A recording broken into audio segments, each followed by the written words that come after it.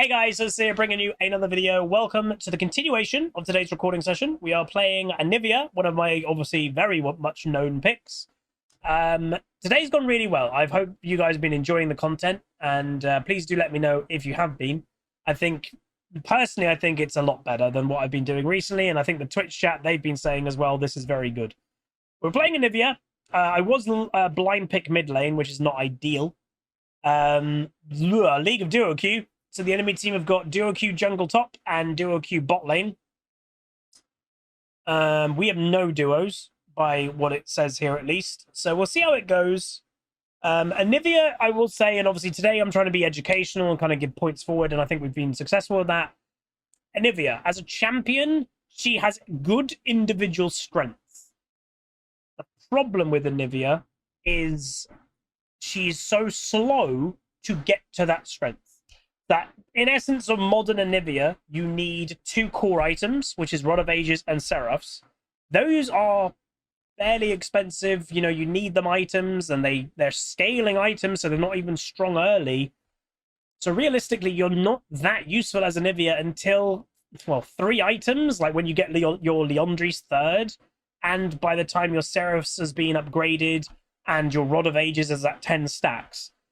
It takes a long time, and that is kind of the problem with Anivia. The champion has strength, definitely, but it's kind of if you're allowed to get there. Kind of similar to we played Shen a few games ago, and I only would pick Shen into, like, Malphite. And it's kind of a similar thing, is in modern League of Legends terms, Anivia, to me, is just too slow. Which sucks, because I love this champion. Obviously, at my peak, I was rank 1 EU West Anivia, rank 5 in the world. And it sucks, you know, someone like me who has been that high up in ranking on this champion is basically I'm kind of saying, like, there's not really a point to play this champion anymore. But we'll see how this game goes. We'll talk through it. Even if it goes bad, we'll talk what's going on and why. So far, we've won every game today, and it's just going very well. But not every game is also like that. But we'll see how it goes. So comp-wise, our comp is good. It's a very good scaling comp. It's got good damage. It's got good CC. It's got good protection for Kog'Maw. Presumably it's that, yeah. So I'm against an Akshan, very annoying champion in his own right. Obviously his revive mechanic is a game-changing mechanic. If you want to talk about, you know, in X-Men mutant terms, it's an omega level ability, is Akshan's passive.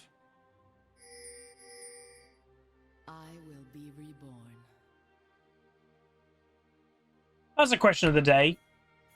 In League of Legends terms, what champions would be deemed Omega level? I guess like Aurelion, Soul, Bard? Because they're like cosmic gods, basically. Think beyond one lifetime. Minions have spawned. Who else would be considered Omega? Again, if you're like, what the hell does that mean? In X-Men and mutant terms, Omega is the highest level of strength that a mutant can be deemed. That they don't just have, like, an ability that can just deal with people here. They have, like, bigger consequences. Like, Iceman can freeze the whole planet Earth if he wants to, you know?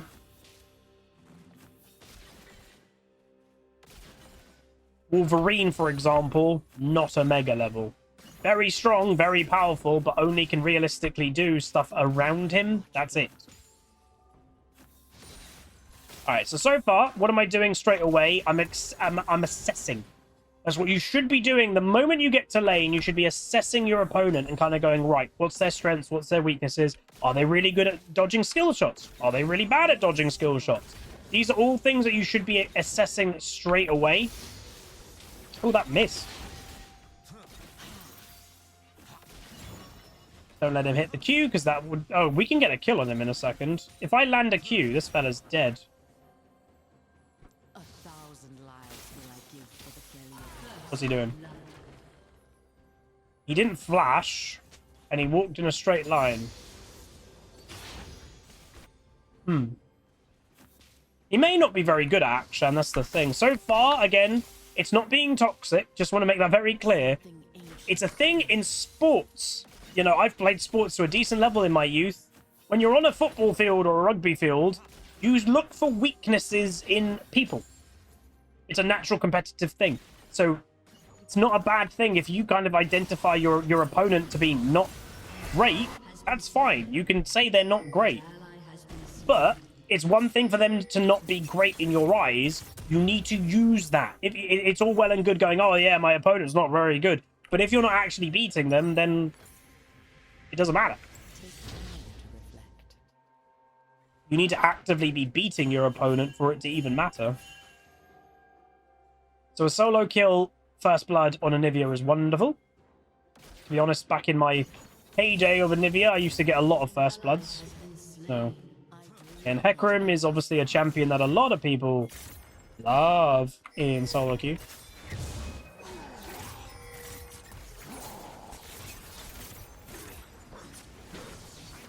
Oh, I mucked up.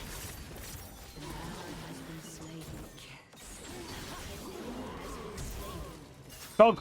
Cog! Please!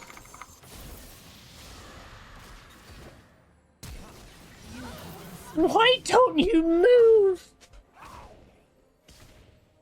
That's frustrating. I could have survived that 100%, but those are things, again, some things are on you as a player, some things are on your teammates. And that's one that Cogmore just didn't move, which is kind of annoying, but it is what it is. Can't do anything about it, so whatever. Neon Moon, 53 months, says, thank you, Huzz, and all the plebs in this community for being so kind and friendly. Really makes one feel like a pleb family. Oh, it's a kind message. Yeah, this community's great. You know, one of my biggest joys I actually see, and I say it to Queen Pleb quite often, and apologies that I don't really join in, but in the evenings I'm kind of dead, is quite often on a Friday and Saturday night on our Discord server, there's over 10 people playing games with each other on the Discord server. Wonderful. Akshan. Akshan's already roaming. That's very early to be roaming already, but again, a lot of people account Akshan to be like an AD Katarina, that they don't really want to be mid lane. Obviously, he has a built-in mechanic of roaming. The scoundrel, that if someone on his team dies, that person who kills the teammate ends up with a mark, a bounty, as it were. So he does want to sometimes roam to go get that bounty. So it does make sense when he roams, but obviously he roamed even before there was a bounty involved. So this guy just wants to roam anyway. But yeah, so crazy Fiesta game, a lot of fighting going on. This is one of the negatives of Anivia, is I right now have a tier. That is my purchase. It doesn't really help in active combat. It doesn't give you incredible strength in early game. Anivia, the thing that you need to think of her, she's an investment of late game. And saying that, like, her late game is good, but it's not like it's one of the best late games in the game either. It's, yeah, Anivia's in a bit of a weird spot. Which, again, I really wish she was just viable and stuff, but it's not even like Anivia as a problem. It's more just the game of how it is right now.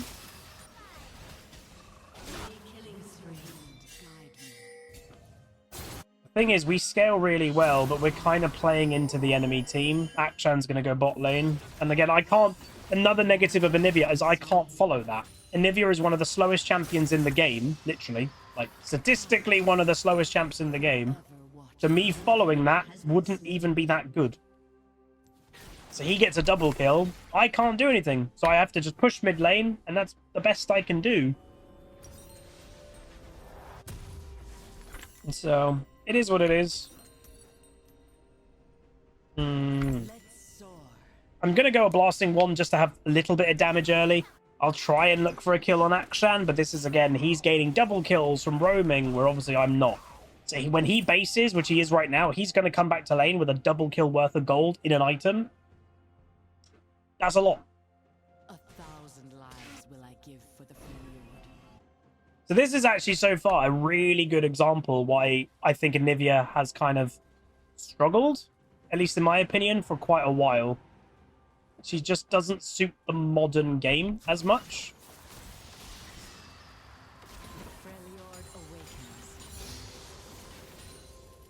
And don't get me wrong, if you're really good at Anivia and you really like, no, I'm going to play Anivia, she's the champion I enjoy, you can make her work. Like, you can climb with her, but you are kind of just making it harder for yourself compared to other champs, and it's that simple. You can play any champion to challenge her. It's 100% true.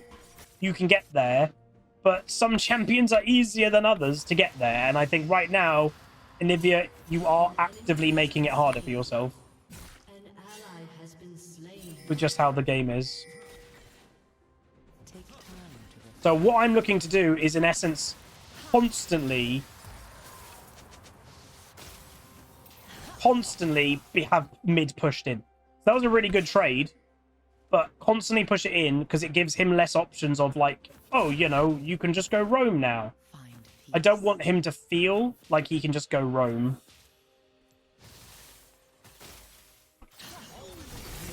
Yeah, he's not great. The fact that he just died there. And Evelyn didn't even get an assist. That was just a solo kill for me, by the way. So, yeah, he's not... what I would say is I don't think this guy plays Akshan. Sheik, 22 months tier 1. Appreciate it. That's a teleport from him. I will also be able to teleport to lane. Probably should have used my red trinket, which unfortunately I didn't. Oh, actually... Okay, I'm going to do something again. I'm going to try and run to lane, which again is risky. I might lose some farm here. But to upgrade to Rod is not very expensive, and you want to do it as soon as you can. So I'm going to run to lane, and hopefully I don't miss out on too much. I'll miss out on a bit. He might get one plate. But the moment I get back to 450, I can then teleport to lane. I think that's better.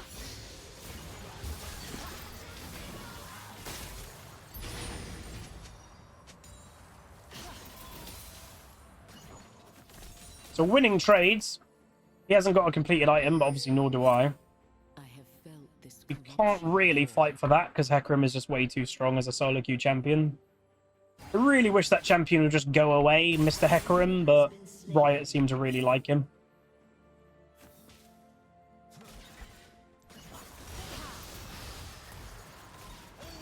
I am neither the first.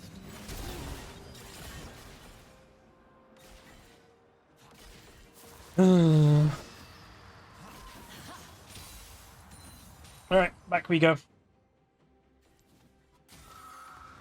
Didn't know if Hecarim had ultimate or not, so I had to respect the Hecarim gank. Again, he's 6 and 2 with Eclipse already.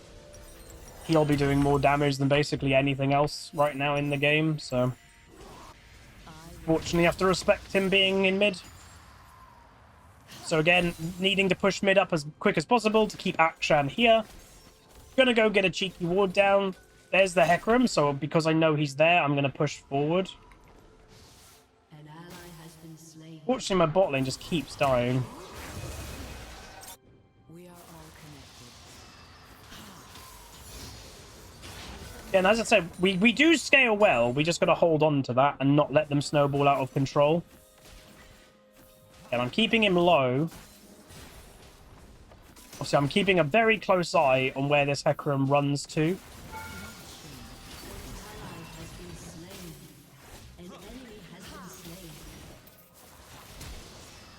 Guy is so uncomfortable on Akshan, it's unreal. But again, it's all good, you know, having an opponent that you're like, oh, he's uncomfortable on that champion. But if you don't actively beat them, it doesn't really matter. Now, I got denied that cannon because I couldn't stay forward. Would have been at risk of dying to Mr. Horse.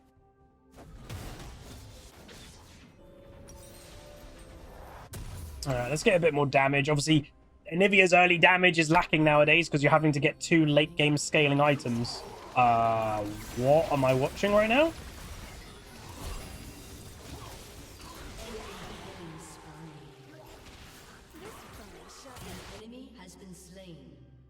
Okay. That was wild. Yeah, Hecarim's going to be top lane. So Cassante's really struggling. He's obviously buying some magic resist, so he's starting to actually be a bit worried against me. But obviously it's an Evelyn as well, so magic resist is very effective as a purchase. Push this. Put him obviously in mid lane. May as well go help with the dragon. There's not much more I can do. Staying in mid lane is a risk because Hecarim obviously is probably on the hunt. He's looking for a plate, so I will come back here. Guide me. He's got Kraken, so item complete. So power spike for Akshan. I would imagine Hecarim is likely above me right now. Oh my god, this Cogmore's dead again. And he's getting some kills, which is good, but 8 death is very high. One of my... Okay, there's Hecarim. One of my... As I've always said, one of my biggest advice pieces for people, if you're like, I want to climb, don't die.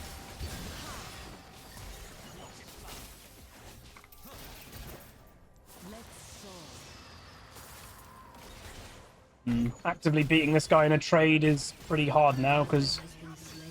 Oh, I'm dead. AD carries are just so inflated in strength at the moment. So, unfortunately, again, this is another example of why not play Anivia.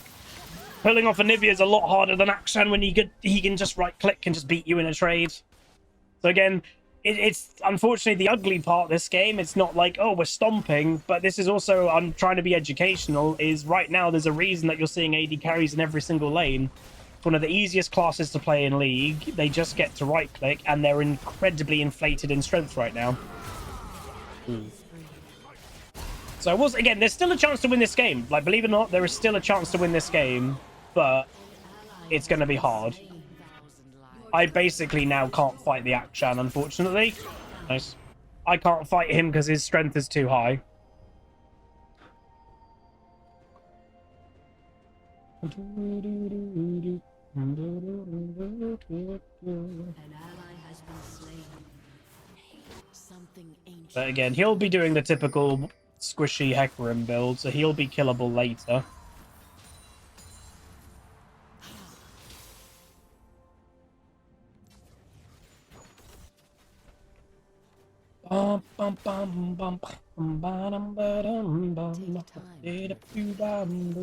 Small chances like a Vel'Koz here, so I've got to be a little bit careful. And you have to remember, all the items I'm building right now aren't really helping me at all with trading or fighting. I'm getting 2 items that are stat sticks for Anivia, and then Liandry's will actively help me have DPS. Why is he spam pinging? And Cog is a very strong champion. As I said, I do think there's a chance that we can actively win this game. We just got to get to absolute late game. Because I will scale like a monster, and so does Cogmore. So we just got to get there, and there's a chance. I don't know why Evelyn's bot lane after they just double killed, but Akshan might run down there. It's a high chance. I wouldn't be surprised if Akshan and Hecarim turn up there and just murder the Cogmore, especially that he's in front of the Lulu. So I'm just gonna go on the tower in hopes to bring the Akshan here.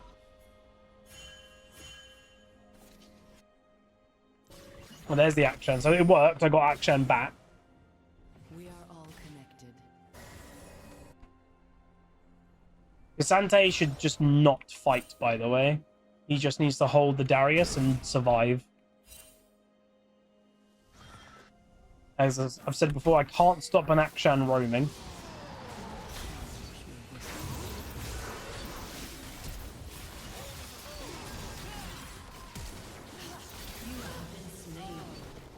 Wow.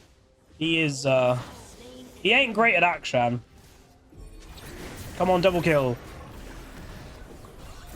This is good because it's denying the actual use on the tower, at least. That's not bad. Oh. What? He's just running her over. Oh, that should have been a kill. Damn, that should have been a kill.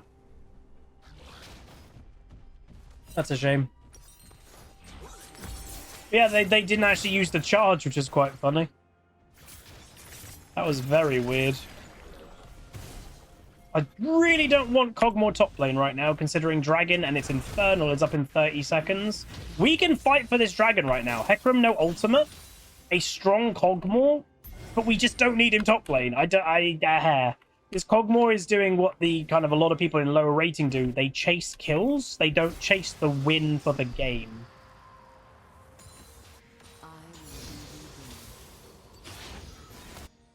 Oh, dude, he's still top. And he kills Darius. Darius uses flash, but if the enemy team get Infernal, it ain't great.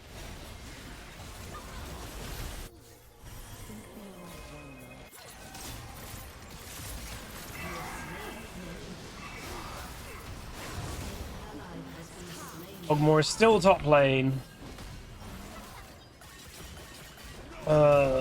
Very odd decision making going into this game, everybody. He gets a tower, but they get Infernal. As long as Cogmore groups to the next ones, I guess, but like that's still not ideal. We have a Lulu for protecting the Cog, and we're not actively using it, and then Cogmore overstays and dies. Ew, that's weird. That's very weird. Alright, let's go get our tier 2 boots. We're nearly strong, everybody. Next item, Leandries, will actually then be like, hey, we're pretty strong now. See how long it takes for Anivia to get there? It's rough.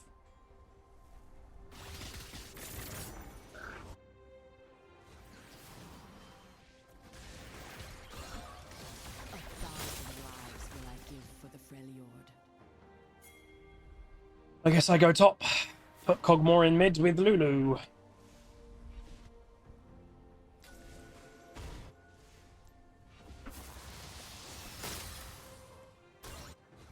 The only problem with me being all the way up here, by the way, is I don't have teleport. Please be careful. Don't just walk forward randomly with no vision. Could I beat Akshan? That's the thing. If I overextend over here, do I beat Akshan? Don't think so. Gets a kill. Okay, I do with Evelyn, though. So I'm going to try and do this. And Akshan, I think right now will be like, oh, I can kill Anivia. So I think this will be fine.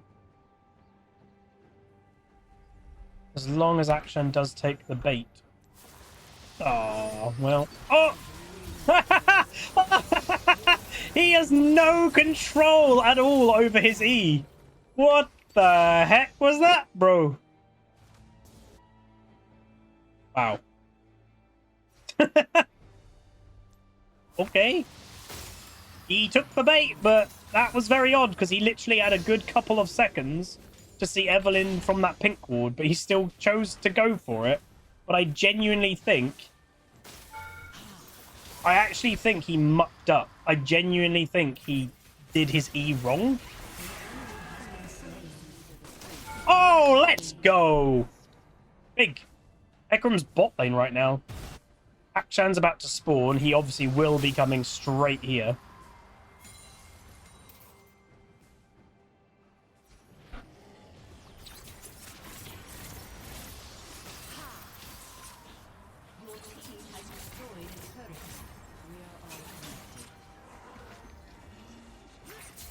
Oh, you are so overextended. This action. Oh my god, he killed Hecarim. He killed Hecarim. Well, we don't have a tank nearby to tank this. Damn. We can't do Baron. Squishy Hecarim. Happens all the time with Hecarims, man. They build so squishy and they just get killed. Happens all the time. So realistically now, the only trouble that we've got is Darius versus Cassante. Not bad.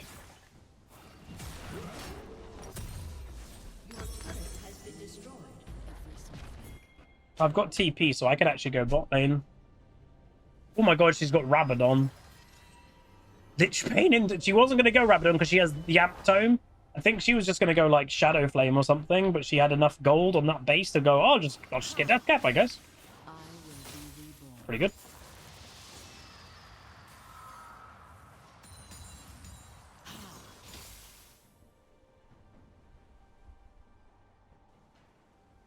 So I can definitely kill the Darius as long as I don't... Well, as long as I can get my ultimate off, basically. He'll cancel it with the E. Here's Cogmore. He refuses to play back. Ugh.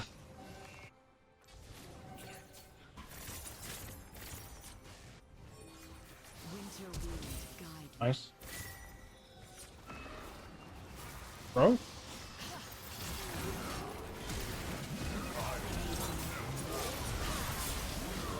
What are you guys doing?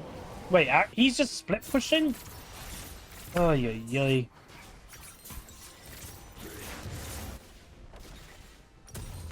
And I'm not really surprised if I'm completely honest, but it's just boring. So I'd actually be quite confident I'll beat Akshan now, by the way. I'm going to just push this out. So the concept of pushing this out is obviously this is where they were like thinking of, oh, we need to open the enemy base, pressure.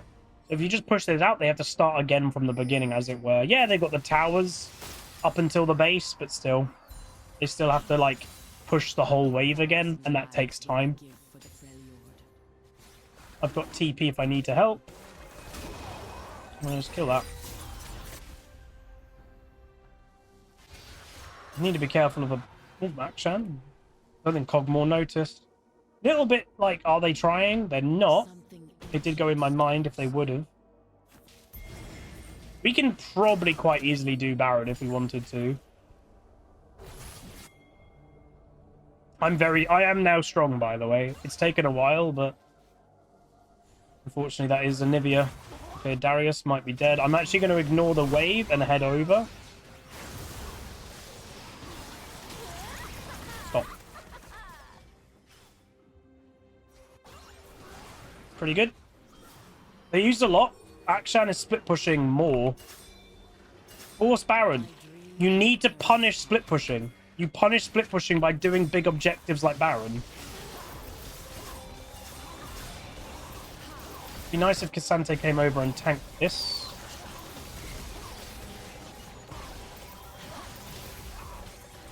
It's also kind of weird that our jungle is not here as well. Yeah, this Akshan's looking to play like the AFK way of not really getting involved. It's on the boring side, but again, I'm not really shocked.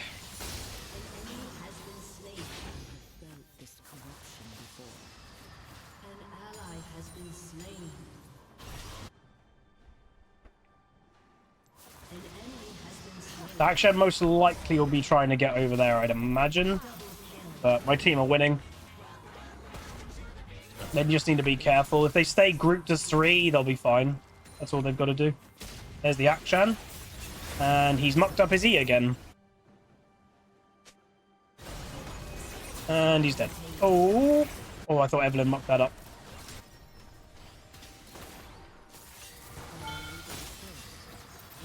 Nice. There you go. Lovely. So again, we've got control of the game. Well, the Akshans do it. So again, Old Man English has said educationally, why do you think the Akshan's doing it? It's an easy strategy to do when you're having a bad game.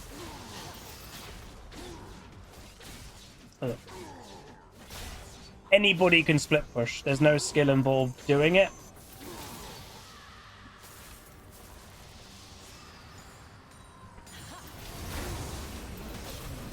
This is a tilted Hecarim.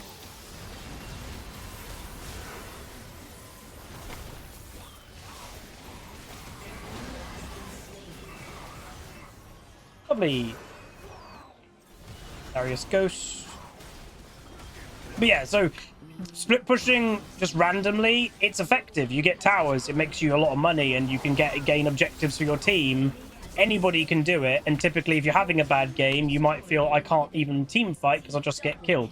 It's typically why the people that don't really know what's going on, or they're having a bad game, usually they're the ones that split push a lot, because they just don't know what else really to try and achieve. Oh, that was a perfect wall. And there you go, that's going to be the game. So this game, I will say, was actually quite a good one to highlight the problem with Anivia. As I said at the beginning, she still has very good individual strength. You saw my damage was very good. It's the early game where she really struggles. She can't follow roams. She's too slow. And even if you do follow a roam, she's too weak in the early game that anything that... If, you know, Akshan roams but just stays in a bush, he could turn around and just kill me if he wanted to. You've got to be really careful.